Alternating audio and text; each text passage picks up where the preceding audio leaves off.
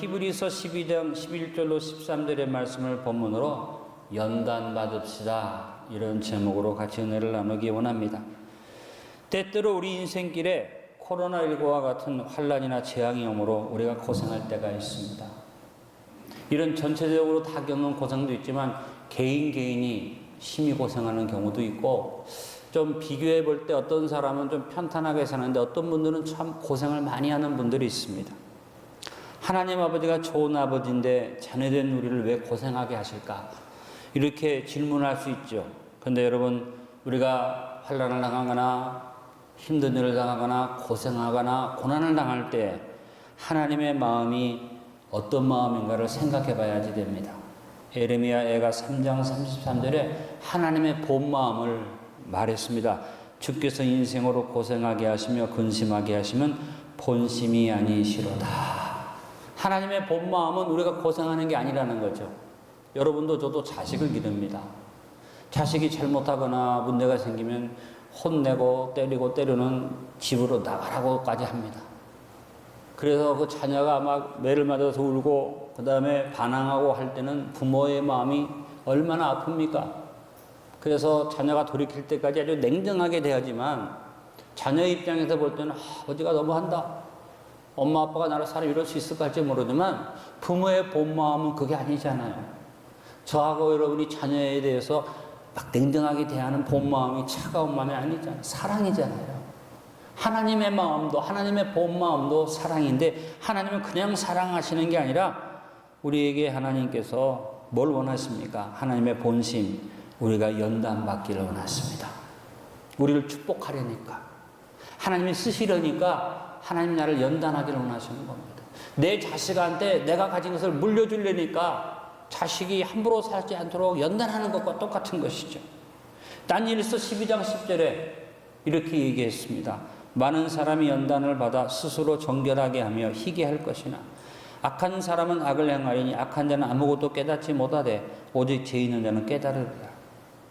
모든 사람한테 연단이 오고 어려움이 오는데 그때 지혜로운 사람은 그것을 통해서 따릅니다. 스스로 희게 한다. 스스로 연단을 스스로 자기가 받아들이고 희게 한다. 그러나 어리석은 악한 사람은 그렇게 연단과 하나님의 고난이 올 때 악을 더 행한다.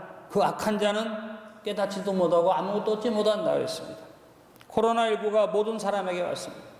지금 우리 다 고통 속에 있습니다. 이 코로나19 속에서 이런 재앙을 원망하다가 그냥 고통당하다가 끝나는 사람이 있는가 하면, 이런 코로나19의 고통을 개개인적으로 내 것으로 받고 내 탓입니다 회개하고 자기를 스스로 연단해서 그릇을 준비한 사람은 축복을 받을 겁니다. 여러분, 베드로는 하나님의 본 마음에 대해서, 고난을 당하고 어려움을 당하는 성도들을 향해서 하나님의 본 마음을 이렇게 설명했습니다. 베드로전서 5장 10절에 모든 은혜의 하나님 곧 그리스도 안에서 너희를 부르사 자기의 영원한 영광에 들어가게 하시니가 잠깐 고난을 당한 너희를 친히 온전하게 하시며 굳건하게 하시며 강하게 하시며 더를 견고하게 하시리라. 하나님의 본 마음은 우리가 온전하게 되는 것입니다. 하나님의 본 마음은 우리가 굳건하게 되는 것입니다. 하나님의 본 마음은 우리가 강하게 세워지는 것입니다. 하나님의 본 마음은 우리가 견고하게 터를 잡는 것을 하나님이 원하시는 것입니다. 여러분, 중요한 것은 오늘 본문에 말씀하신 내용입니다. 징계가 즐거워 보이지 않고 슬퍼 보이지만 연단받은 자, 자기 스스로를 고친 자, 하나님 앞에 연단받은 자에게는 뭐가 온다? 의와 평강의 열매를 맺는다. 나는 우리 안디옥의 모든 성도들이 이런 고난을 통해서 의와 평강의 열매를 맺기를 간절히 바랍니다. 스스로 연약한 무릎을 일으켜 세워 기도의 자리에 서고 내 발을 저는 내 다리가 어그러지지 않고 고침을 받을 수 있도록 하나님 앞에 나를 내려놓고 우리가 스스로 고침받으면 하나님이 연단을 통해서 저와 여러분에게 의와 평강의 열매를 주실 것입니다. 첫째, 교만을 깨달아 고침받고 스스로 낮아지기를 연단합시다. 이스라엘 백성들을 하나님이 이끌어내시는 이 출애굽의 사건을 보면 늘 말씀드립니다만 애굽에서 나와서 가나안 땅까지 사흘길이면 가는 길인데 40년 동안 그들을 광야로 인도하셨습니다. 왜 40년이나 방황하게 했을까? 우리는 의문을 가질 수밖에 없죠. 아니 애굽에서 그렇게 고통 나갈 때 엄청난 기적을 가지고 빼내셨는데 왜 40년을 방황시킬까? 그것을 성경이 설명하는데 신명기에 자세히 나옵니다. 신명기 8장에 더 구체적인 설명이 나오죠. 거기에 반복적으로 하는 말이 있습니다. 뭐예요? 내용이 따라하면 낮추시며. 여러 구절 가운데 신명기 8장 16절만 읽어드립니다. 내 조상들도 알지 못하던 만나를 광야에서 내게 먹이셨나니 이는 다 너를 낮추시며 너를 시험하사 마침내 내게 복을 주려 하심이었느니라. 한번 따라합니다. 낮추시며 시험하사 목적이 있어요. 뭐요? 복을 주려고. 여러분 삶 속에 생각자는 어려움이 옵니다. 아, 왜 이러지 하지 말고 그때 기억하십시오. 낮추시며. 여러분이 감당할 수 없는 어려움이 와서 하나님 왜 이럽니까 할 때 기억하십시오. 낮추시며. 그래서 하나님 앞에 내가 교만이 뭔가, 내가 낮아지지 못한 것을 먼저 생각하시고 스스로를 고치고 저는 다리를 고치고 하나님 앞에 나와 스스로를 하나님 앞에 연단받는 대로 세우시길 간절히 바랍니다. 하나님은 자기 백성이 교만한 것 원치 아니하십니다. 겸손하게 원하십니다. 아까도 말씀드렸던 것처럼 왜? 겸손한 자에게 은혜를 베풀기 때문입니다. 여러분 우리도 그렇지 않습니까? 우리가 주변에 있는 사람들을 상대하는데 어렵고 힘들지만 목에다 힘주고 뻣뻣하게 거만하게 그냥 자존심 세우는 사람은 돕고 싶어도 도울 수도 없고 돕고 싶은 마음도 안 나잖아요. 근데 아주 겸손한 사람, 무슨 말이든지 다 받아주고 그런 사람은 돕고 돌아와서 다시 생각나요. 그 사람이 어떻게 됐나 싶고 돕고 싶은 거예요. 자식도 그렇잖아요. 자식도 아주 교만하고 뻣뻣한 자식은 부모가 마음 아파하지만 더 줄 수가 없어요. 왜? 이게 잘못되니까. 근데 아주 순종자라고 겸손해서 부모의 말을 잘 듣는 자녀는 은혜를 더 베풀 수밖에 없는 것이죠. 하나님이 우리에게 원하시는 것이 그것이죠. 그래서 잠언서 18장 12절에 말합니다. 사람의 마음에 교만은 멸망의 선봉이요 겸손은 존귀의 앞잡이니라. 길잡이니라. 우리가 겸손할 때 오히려 대접받고 존귀함을 얻게 됩니다.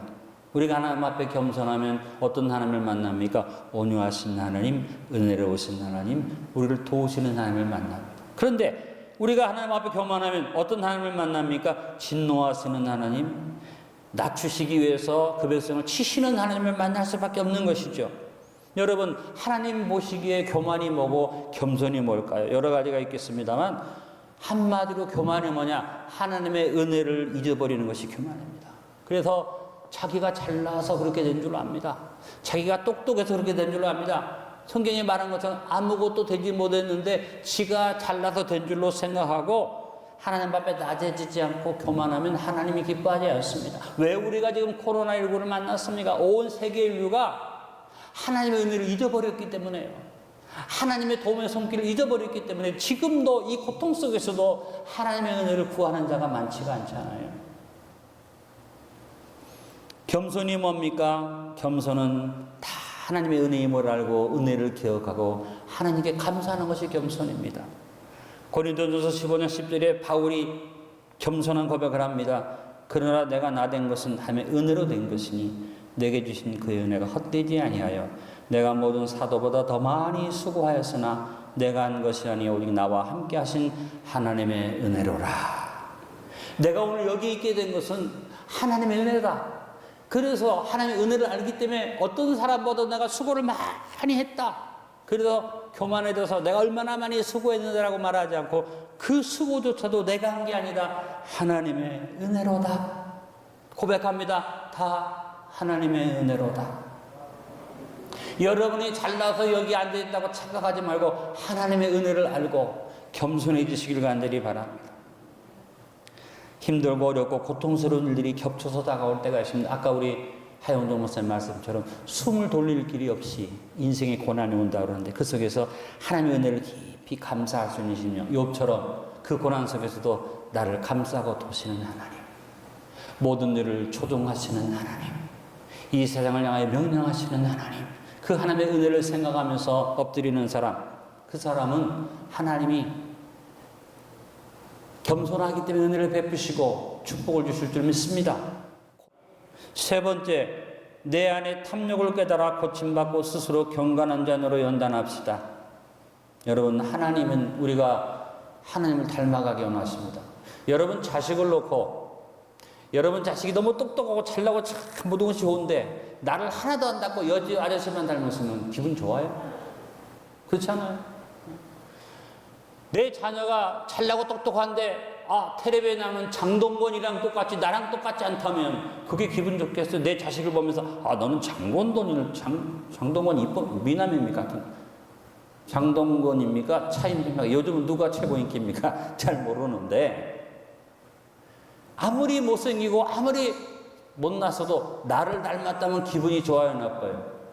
저는요, 누가 나를 보고 얘기할 때 목사님, 배윤호 목사가 목사님하고 완전히 똑같습니다 하면 기분 되게 좋더라고요. 근데 제일 기분 나쁜 게 뭐냐면 우리 집사람이 그런 얘기를 하면 쟤는 말이야 왜 탁했어요? 옆에서 보면 우리 어머니 모습을 많이 닮았어요. 그래서 맞다고 인정하면서 속으로 날 닮았지 무슨 김치를 닮았냐? 여러분, 사람은 자기를 닮기를 원하죠. 마찬가지 하나님 아버지는 여러분이 하나님 닮기를 원하십니다. 그래서 하나님은 우리가 거룩하기를 원하십니다. 그래서 우리의 삶에서 경건이 중요하죠. 거룩함이 중요합니다. 하나님 이스라엘 백성들을 이끌어내신 다음에 이스라엘 백성들한테 여러 가지 많은 것도 있지만 레위기를 먼저 주셨잖아요. 하나님을 예배하는 제사법을 가르쳐 주시고 절기를 지키는 법을 가르쳤는데 레위기의 중심이 뭡니까? 내가 거룩하니 너희도 거룩해. 나를 닮아라. 그래서 베드로가 레위기에 있는 말씀을 그대로 인용해가지고 준 교훈이 뭡니까? 베드로전서 1장 15절 16절 오직 너희를 부르신 거룩한 이처럼 너희도 모든 행실에 거룩한 자가 되라. 기록되어서 내가 거룩하니 너희도 거룩할지어다 하셨느니라. 그런데 인간이 죄가 들어가고 본성이 사탄에게 뺏긴 다음에 마음 깊이 뭐가 자리 잡습니까? 악의 본성이 자리를 잡아서 하나님이 원하시는 거룩한 모습, 하나님을 닮아가는 모습도 사모하는 모습도 있지만 내 속에 더러운 것이 자꾸 올라와서 나를 세상으로 끌고 가죠. 사도 중에 최고 하나님 모실 때 가장 인정받는 바울도 자기 안에 두 가지가 있어서 싸운다고 말했습니다. 우리 디모데전서 4장 7절로 8절에 망령되고 타는 신나를 버리고 경건히 이루도록 내 자신을 연단하라. 육체 연단은 약간의 유익이 있으나 경건은 범사에 유익하니 금생과 내생에 약속이 있느니라. 여러분, 연단은 목적이 있습니다. 목적은 그릇을 준비하는 것이고 그릇을 준비한 것은 축복과 사명을 주는 것입니다.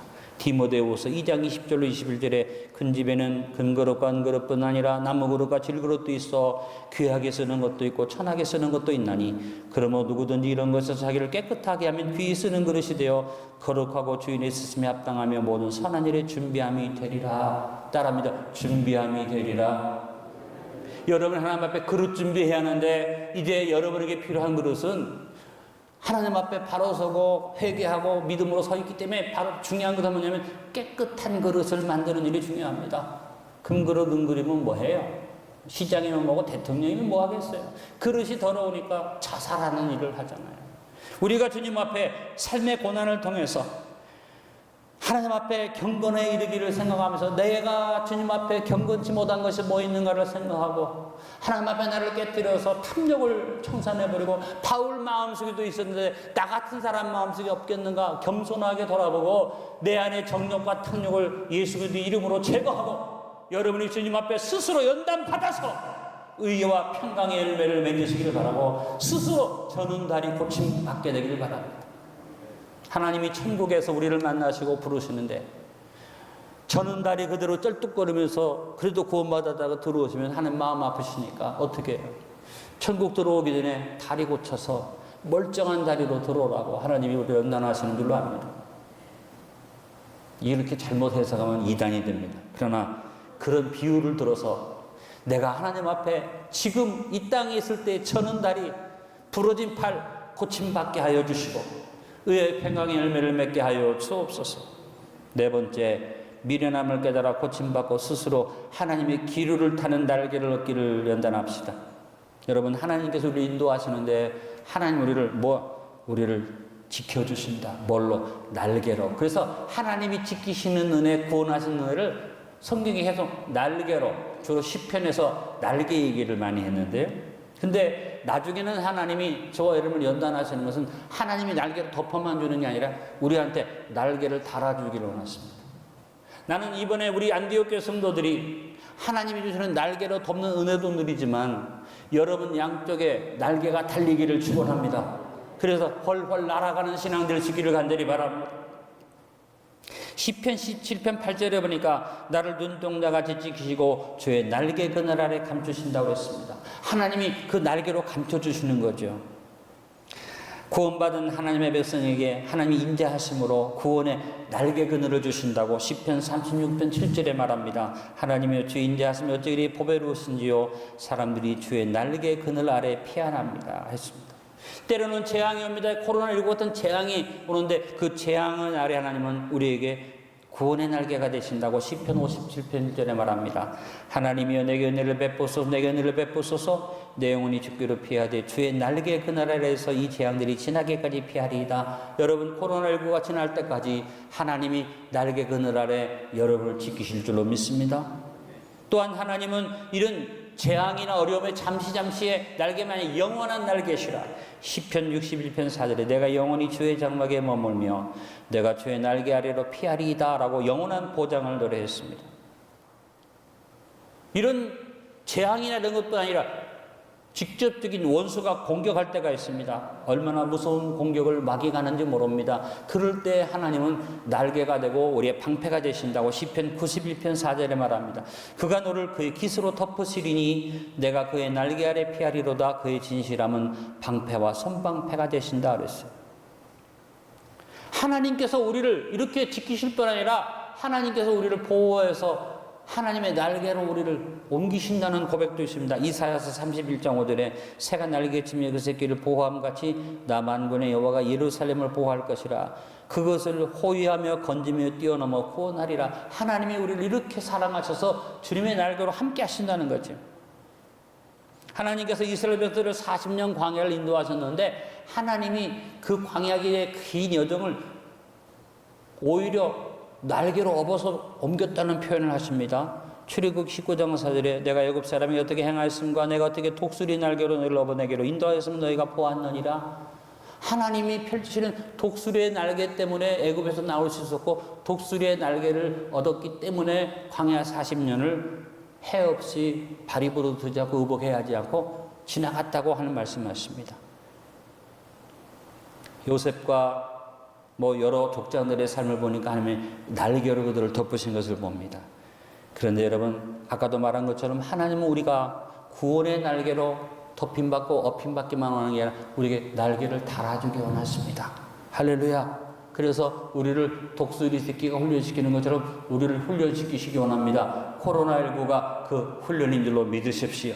신명기 32장 11절에 12절에 마치 독수리가 자기의 보금자리를 어지럽게 하며 자기의 새끼 위에 너풀거리며 그의 날개를 펴서 새끼를 받으며 그의 날개 위에 그것을 엎는 것 같이 여호와께서 홀로 그를 인도하셨고 그와 함께한 다른 신이 없었도다. 이제 하나님이 우리를 날개 깃으로 덮고 보호만 하는 게 아니라 우리에게 날개를 달아주신 것을 말하는 건 뭡니까? 독수리가 새끼를 낳았는데 독수리가 아주 가파른 벼랑이나 위험한 곳에다가 둥지를 튼튼하게 틉니다. 근데 주로 가시나무로 틀죠. 그래서 둥지 안에 가시가 막 쏟아집니다. 그러니까 어떻게 합니까? 둥지를 딱 튼 다음에 그 다음에 가서 지푸라기나 여러 가지 풀 같은 것을 갖다 덮으면 폭신해지잖아요. 그 위에다가 짐승의 가죽을 깝니다. 그러니까 더 폭신한데 그 위에다가 짐승의 털까지 깝니다. 완전히 심어서 침대 저리 가는. 그래서 거기다 새끼들을 낳으면 새끼들이 팡탕팡탕 뛰면서 좋다 우리 집 최고 우리 집 푸르지오 아파트보다 더 좋다 막 좋아요 막 뛰어요. 근데 이제 새끼들이 날 만큼 되면 어떻게 합니까? 오늘 말씀 있는 것처럼 보금자리를 어지럽게 하며 자기 새끼에 너풀거리며 그래서 올라타라 그러는데 올라타나요? 무섭죠. 지금 밖을 내다보니까 벼랑 위에 있는데 이 둥지 벗어나 큰일 날 것 같으니까 새끼들이 안 간다 하죠. 그러니까 어떻게 합니까? 깔아놨던 폭신한 털을 싹 뽑아냅니다. 그 다음에 가죽도 싹 벗겨냅니다. 그 다음에 날개로 탁 쳐가지고 지푸라기 다 날려버립니다. 둥지에 뭐만 남아요? 가시만 남아요. 그러니까 새끼들이 아파서 견딜 수가 없어. 올라타? 그러면 올라탑니다. 그래서 그의 날개를 펴서 새끼를 받는다. 날개를 펴서 새끼를 받아서 어떻게 해요? 어머니 독수리가 하늘로 슉 올라가면 기분 좋잖아요. 야, 따오길 잘했다 그러는데 뒤집어 버리면 막 떨어집니다. 그러면 세상에 믿을 독수리 하나도 없네. 엄마도 못 믿네. 막 날개 뭐 살려니까. 그러니까 날개 힘을 얻기 시작하잖아요. 그러면 밑에서 아버지가 받습니다. 탁 받으면 그래도 아버지가 최고다. 엄마는 우리를 버렸는데 아버지는 나를 구원해 주신다. 근데 아버지도 마찬가지로 쫙 올라가서 막 떨어뜨리니까 어떻게 엄마 아빠다 소용없다. 세계생에 믿을 놈이 하나도 없다. 그래서 새끼가 막 어떻게 뭐 어떠면 내가 살아야지. 내가 날아야지. 그래서 새끼가 힘을 얻어 날기 시작합니다. 하나님은 저와 여러분을 그냥 덮어주시고 보호만 아니라 날개를 달아주기 원하셔서 연단하시는데 스스로 연단 속에 들어갑시다. 근데 날개를 얻으면 어떤 일이 있습니까? 여러분, 독수리는 바람을 타고 납니다. 그래서 이사야서 40장 31절에 말합니다. 여호와를 앙망하는 자는 새 힘을 얻으리니 독수리가 어떻게 날개치며 올라감 같을 것이요 다른 박제라에도 곤비하지 아니하고 걸어가도 피곤치 아니하는 힘을 얻는다. 독수리 날개가 힘을 얻고 힘을 얻는데 독수리는 자기 날개를 힘을 얻기 위해서 어떻게 따라합니다. 스스로 연단한다. 부모가 자기를 연단시키는 거 말고 부모가 자기를 날개짓 할 수 있도록 훈련시키는 거 말고 스스로 어떻게 그래서 독수리가 날개를 얻기 위해서 어떤 강한 어깨를 얻기 위해서 스스로 바위에다가 자기 어깨를 칩니다. 그리고 스스로 날개를 빼고 날개를 다시 나게 하고 이런 일을 통해서 독수리가 강해져서 독수리가 날개가 강하면 강할수록 위에 올라가서 채공하는 시간이 길어지는 거죠. 그래서 독수리가 날개치며 올라가면 어떻게 바람은요 뜨거운 공기가 올라가면 상승기류, 차가운 공기는 내려오니까 하강기류죠. 독수리는 상승기류, 해가 떠서 지면이 따뜻해져서 날 때 발로 탁 차고 상승기류를 타고 쫙 올라갑니다. 이것을 활상이라고 말합니다. 활상을 해가지고 활상이 성공되면 하늘에 올라가서 날개를 딱 핀 다음에 그냥 바람을 타고 옮깁니다. 유유히 가다. 이것이 활공이죠. 근데 이 활공 시간이 날개가 약한 자는 오래 못 가죠. 활공 시간이 길어지면서 공중에 머무는 시간이 채공입니다. 그래서 활상, 활공, 채공을 통해서 독수리는 어떻게 사느냐? 밑에 내려다보고 살고 내려다보다가 먹이가 발견되면 슉 내려가서 먹이를 치는데 독수리가 나는 모습의 중요한 모습은 뭐냐면 날갯짓을 하기도 하지만 그렇게 날지 않고 따라합니다. 기류를 탄다. 여러분, 믿음의 독수리는요 이렇게 하지 않습니다. 믿음의 독수리는 어떤 일이 있어도 날개를 쫙 펴고 하나님의 바람을 탑니다. 하나님의 뜻을 분별합니다. 하나님이 뭘 원하시는 거예요? 우리가 활상하고 활공해서 채공 시간이 길어지기를 원하십니다. 그게 하나님 우리 연단하시는 거죠. 그럴 때 독수리처럼 내 스스로가 연단받기를 원합니다. 그래서 독수리는 폭풍우가 오면 폭풍우를 맞받아 쳐서 올라가고 폭풍우가 밑에서 난리를 쳐도 위에 폭풍우 없는 저 하늘 위에 유유히 날아다니면서 폭풍우를 지나가는 것이 독수리의 모습이라고 합니다. 여러분도 저도 이번 코로나19를 통하면서 깨닫지 못하는 미련함 어리석음을 깨트려버려서 주님 앞에 그렇구나 깨달은 다음에 스스로를 연단하셔서 의와 평강의 열매를 맺고 천은다리를 고침받고 주 앞에 아름다운 백성으로 세워진 받기를 축원합니다. 오늘 말씀의 결론을 맺습니다. 하나님으로 연단하십니다. 우리는 삶의 범사를 연단의 기와 도구로 받아야만 합니다. 코로나19를 하나님의 연단으로 받읍시다. 하나님이 연단하실 때 내가 연단 받읍시다. 그래서 의와 평강의 열매를 맺읍시다. 저는 다리를 고침받읍시다. 첫째, 교만을 깨달아 고침받고 스스로 낮아지기를 연단합시다. 둘째, 불순종을 깨달아 고침받고 스스로 순종하는 자녀로 연단합시다. 셋째, 내 안에 탐욕을 깨달아 고침받고 스스로 경건한 자녀로 연단합시다. 넷째, 미련함을 깨달아 고침받고 스스로 하나님의 기류를 타는 날개를 얻기를 연단합시다. 주님이 여러분을 믿음의 승리자로 세워주실 줄로 믿습니다.